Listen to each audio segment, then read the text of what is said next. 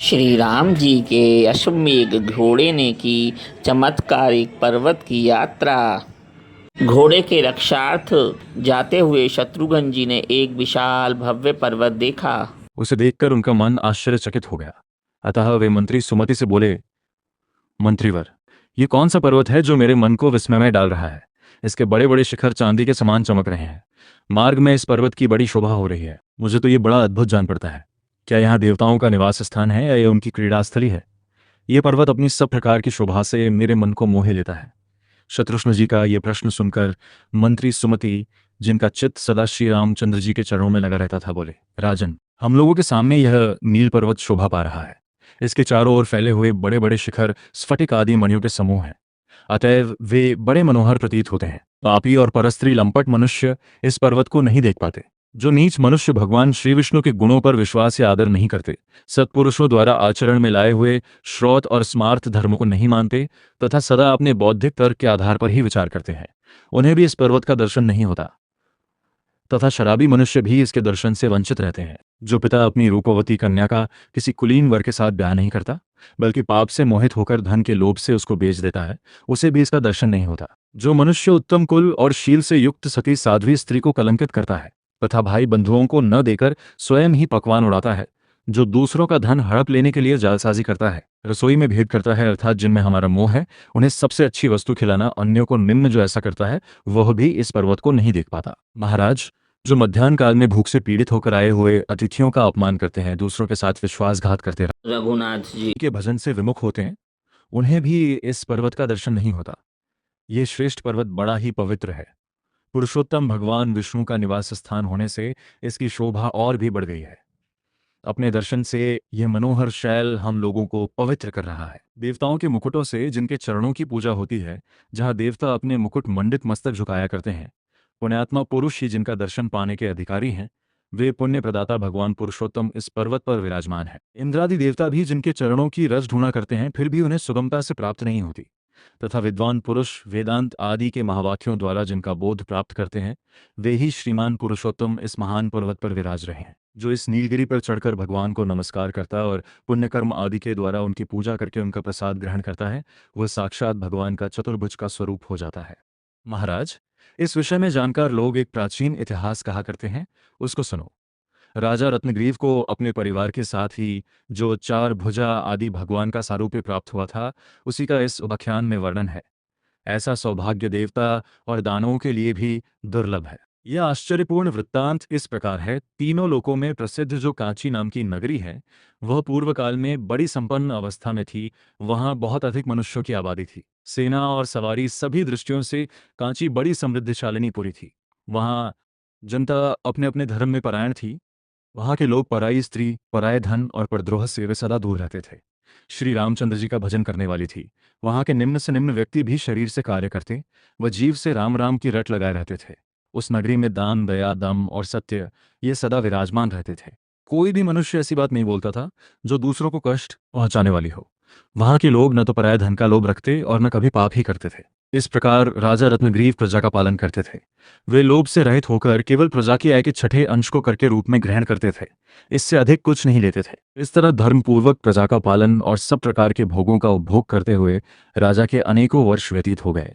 एक दिन राजा ने अपनी धर्मपत्नी विशालाक्षी से, जो पातिव्रत्य धर्म का पालन करने वाली पतिव्रता थी, से कहा, प्रिय, अब अपने पुत्र प्रजा की रक्षा का भार संभालने वाले हो गए। भगवान महाविष्णु के प्रसाद से मेरे पास किसी बात की कमी नहीं है। अब मेरे मन में केवल एक ही अभिलाषा रह गई है, वह यह कि मैंने आज तक किसी परम कल्याणमय उत्तम तीर्थ का सेवन नहीं किया। जो मनुष्य जन्म भर अपना पेट ही भरता रहता है, भगवान की पूजा नहीं करता, वह बैल माना गया है। इसलिए कल्याणी, मैं राज्य का भार पुत्र को सौंपकर अब कुटुंब सहित तीर्थ यात्रा के लिए चलना चाहता हूँ। ऐसा निश्चय करके उन्होंने संध्या काल में भगवान का ध्यान किया और आधी रात को सोते समय स्वप्न में एक श्रेष्ठ तपस्वी ब्राह्मण को देखा। फिर सवेरे उठकर उन्होंने संध्या आदि नित्य कर्म पूरे किए और सभा में जाकर मंत्रीजनों के साथ फिर सुखपूर्वक विराजमान हुए। इतने में ही उन्हें एक दुर्बल शरीर वाले तपस्वी ब्राह्मण दिखाई दिए, जो जटा, वल्कल और कौपीन धारण किए हुए थे। उनके हाथ में एक छड़ी थी तथा अनेकों तीर्थक सेवन से उनका शरीर पवित्र हो गया था। राजा रत्नग्रीव ने उन्हें देख मस्तक झुकाकर प्रणाम किया और प्रसन्नचित होकर अर्घ्य, पाद्य आदि निवेदन किया। जब ब्राह्मण सुखपूर्वक आसन पर बैठकर विश्राम कर चुके तो राजा ने उनका परिचय जानकर इस प्रकार प्रश्न किया, स्वामिन, आज आपके दर्शन से मेरे शरीर का समस्त पाप निवृत्त हो गया। वास्तव में महात्मा पुरुष दीन दुखियों की रक्षा के लिए ही उनके घर जाते हैं। ब्राह्मण, अब मैं बूढ़ा हो गया है, इसलिए मुझे एक बात बताइए, कौन सा देवता अथवा कौन ऐसा तीर्थ है जो गर्भवास के कष्ट से बचाने में समर्थ हो सकता है? आप लोग समाधि और ध्यान में तत्पर रहने वाले हैं, अतः सर्वजों में श्रेष्ठ हैं। ब्राह्मण ने कहा, महाराज, आपने तीर्थ सेवन के विषय में जिज्ञासा करते हुए जो ये प्रश्न किया है कि किस देवता की कृपा से गर्भवास के कष्ट का निवारण हो सकता है, सो उसके विषय में बता रहा है। सुनिए, भगवान श्री रामचंद्र जी की ही सेवा करनी चाहिए, क्योंकि वे ही संसार रूपी रोग का नाश करने वाले हैं। वे ही भगवान पुरुषोत्तम के नाम से प्रसिद्ध हैं, उन्हीं की पूजा करनी चाहिए। मैंने सब पापों का क्षय करने वाली अनेकों पुरियों और नदियों का दर्शन किया है। अयोध्या, सरयू, तापी, हरिद्वार, अवंती, विमला, कांची, समुद्रगामिनी, नर्मदा, गोकर्ण और करोड़ों हत्याओं का विनाश करने वाला हाटक तीर्थ, इन सब का दर्शन पाप को दूर करने वाला है। मल्लिका नाम से प्रसिद्ध महान पर्वत मनुष्यों को दर्शन मात्र से मोक्ष देने वाला है, तथा वह पातकों का भी नाश करने वाला तीर्थ है, उसका भी मैंने दर्शन किया है। देवता और असुर दोनों जिसका सेवन करते हैं, उस द्वारवती द्वारकापुरी तीर्थ का भी मैंने दर्शन किया है। वहां कल्याणमयी गोमती नाम की नदी बहती है, जिसका जल साक्षात ब्रह्म स्वरूप है। उसमें शयन करना डूबना लय कहलाता है और मृत्यु को प्राप्त होना मोक्ष, ऐसा श्रुति का वचन है। उस पुरी में निवास करने वाले मनुष्यों पर कलियुग कभी अपना प्रभाव नहीं डाल पाता। जहां पत्थर भी चक्र से चिह्नित होते हैं, मनुष्य तो चक्र का चिन्ह धारण करते ही हैं, वहां के पशु पक्षी और कीट पतंग आदि सबके शरीर चक्र से अंकित होते हैं। उस पुरी में संपूर्ण जगत के एकमात्र रक्षक भगवान त्रिविक्रम निवास करते हैं। मुझे बड़े पुण्य के प्रभाव से उस द्वारकापुरी का दर्शन हुआ है, साथ ही जो सब प्रकार की हत्याओं का दोष दूर करने वाला है, तथा जहां महान पातकों का नाश करने वाला सिमंतपंचक नामक तीर्थ है, उस कुरुक्षेत्र का भी मैंने दर्शन किया है। इसके सिवा मैंने वाराणसीपुरी को भी देखा है, जिसे भगवान विश्वनाथ ने अपना निवास स्थान बनाया है, जहां भगवान शंकर मोक्ष मंत्र के नाम से प्रसिद्ध मंत्र का उपदेश देते हैं, जिसमें मरे हुए कीट पतंग भंग पशु पक्षी आदि तथा असुर योनि के प्राणी भी अपने अपने कर्मों के भोग और सीमित सुख का परित्याग करके दुख सुख से परे हो कैलाश को प्राप्त हो जाते हैं, तथा जहां मणिकर्णिका तीर्थ और उत्तर वाहिनी गंगा है, जो पापियों का भी संसार बंधन काट देती हैं। राजन, इस प्रकार मैंने अनेकों तीर्थों का दर्शन किया है, परंतु नीलगिरी पर भगवान पुरुषोत्तम के समीप जो महान आश्चर्य की घटना देखी है, वह अन्यत्र कहीं भी दृष्टिगोचर नहीं हुई है। पर्वत श्रेष्ठ, नीलगिरी पर जो वृत्तांत घटित हुआ था, उसे सुनिए। इस पर श्रद्धा और विश्वास करने वाले पुरुष सनातन ब्रह्म को प्राप्त होते हैं। मैं सब तीर्थों में भ्रमण करता हुआ नीलगिरी पे गया, जिसका आंगन सदा गंगा सागर के जल से धुलता रहता है। वहां पर्वत के शिखर पर मुझे कुछ ऐसे भील दिखाई दिए, जिनकी 4 भुजाएं थीं और वे धनुष धारण किए हुए थे। वे फल मूल का आहार करके वहां जीवन निर्वाह करते थे। उस समय उन्हें देखकर मेरे मन में यह महान संदेह खड़ा हुआ कि ये धनुष बाण धारण करने वाले जंगली मनुष्य चतुर्भुज कैसे हो गए। वैकुंठ लोक में निवास करने वाले जितेंद्रिय पुरुषों का जैसा स्वरूप शास्त्रों में देखा जाता है, तथा जो ब्रह्मा आदि के लिए भी दुर्लभ है, ऐसा स्वरूप इन्हें कैसे प्राप्त हो गया। भगवान विष्णु के निकट रहने वाले उनके पार्षदों के हाथ जिस प्रकार शंख चक्र गदा शांग धनुष तथा कमल से सुशोभित होते हैं, तथा उनके शरीर पर जैसे वनमाला शोभा पाती है, उसी प्रकार ये भील भी क्यों दिखाई दे रहे हैं।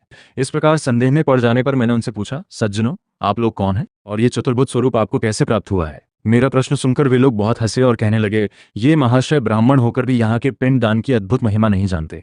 ये सुनकर मैंने कहा, कैसा पिंड और किसको दिया जाता है। चतुर्भुज शरीर धारण करने वाले महात्माओं, मुझे इसका रहस्य बताओ। मेरी बात सुनकर उन महात्माओं ने जिस तरह उन्हें चतुर्भुज स्वरूप की प्राप्ति हुई थी, वह सारा वृत्तांत कह सुनाया।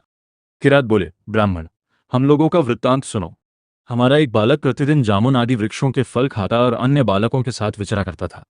एक दिन घूमता घामता वह यहाँ आया और शिष्यों के साथ ही इस पर्वत के मनोहर शिखर पर चढ़ गया।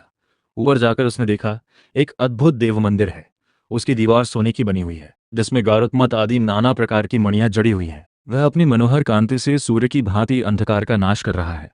उसे देखकर बालक को बड़ा विस्मय हुआ और उसने मन ही मन सोचा, यह क्या है, किसका घर है, जरा चलकर देखूं तो सही, ये महात्माओं का कैसा स्थान है। ऐसा विचार कर वह बड़भागी बालक मंदिर के भीतर घुस गया। वहां जाकर उसने देवाधिदेव पुरुषोत्तम का दर्शन किया, जिनके चरण में देवता और असुर सभी मस्तक झुकाते हैं, जिनका श्री विग्रह किरीट हार केयूर और ग्रैवेयक कंठा आदि से सुशोभित रहता है, जो कानों में अत्यंत उज्ज्वल और मनोहर कुंडल धारण करते हैं, जिनके युगल चरण कमलों पर तुलसी की सुगंध से मतवाले हुए भंवरे मढ़ाया करते हैं। शंख चक्र गदा और कमल आदि परिकर दिव्य शरीर धारण करके जिनके चरणों की आराधना करते हैं तथा नारद आदि देवर्षि जिनके श्री विग्रह की सेवा में लगे रहते हैं, ऐसे भगवान की उस बालक ने झांकी की। वहां भगवान की उपासना में लगे हुए देवताओं में से कुछ लोग गाते थे, कुछ नाच रहे थे और कुछ लोग अद्भुत रूप से अट्टहास कर रहे थे। वे सभी विश्व वंदित भगवान को रिझाने में ही लगे हुए थे। भगवान को देखकर हमारा बालक उनके निकट चला गया। देवताओं ने अच्छी तरह पूजा करके श्री मावल्लभ भगवान को धूप और नैवेद्य अर्पण किया तथा आदरपूर्वक उनकी आरती करके भगवत कृपा का अनुभव करते हुए वे सब लोग अपने अपने स्थान को चले गए। उस बालक के सौभाग्यवश वहां भगवान को भोग लगाया हुआ भात महाप्रसाद गिरा हुआ था, जो मनुष्यों के लिए अलभ्य और देवताओं के लिए भी दुर्लभ है। वही उसे मिल गया। उसको खाकर बाल ने भगवान के श्री विग्रह का दर्शन किया। इससे उसे चतुर्भुज रूप की प्राप्ति हो गई और वह अत्यंत सुंदर दिखाई देने लगा। चार भुजा आदि भगवत सारूप्य को प्राप्त हो शंख चक्र आदि धारण किए जब वो बालक घर आया तो हम लोगों ने बारंबार उसकी ओर देखकर पूछा, तुम्हारा यह अद्भुत स्वरूप कैसे हो गया? तब बालक अपने आश्चर्ययुक्त वृत्तांत का वर्णन करने लगा। मैं नीलगिरी के शिखर पर गया था। वहां मैंने देवाधिदेव भगवान का दर्शन किया है।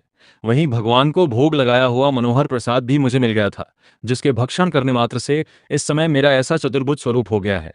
मैं स्वयं ही अपने इस परिवर्तन पर विस्मय विमुग्ध हो रहा हूँ। बालक की बात सुनकर हम सब लोगों को बड़ा आश्चर्य हुआ और हमने भी इन परम दुर्लभ भगवान का दर्शन किया। साथ ही सब प्रकार के स्वाद से परिपूर्ण जो अन्न आदि का प्रसाद मिला उसको भी खाया। उसके खाते ही भगवान की कृपा से हम सब लोग चार भुजाधारी हो गए। साधु श्रेष्ठ, तुम भी जाकर भगवान का दर्शन करो। वहां अन्न का प्रसाद ग्रहण करके तुम भी चतुर्भुज हो जाओगे। जय रघुनाथ, जय श्री राम।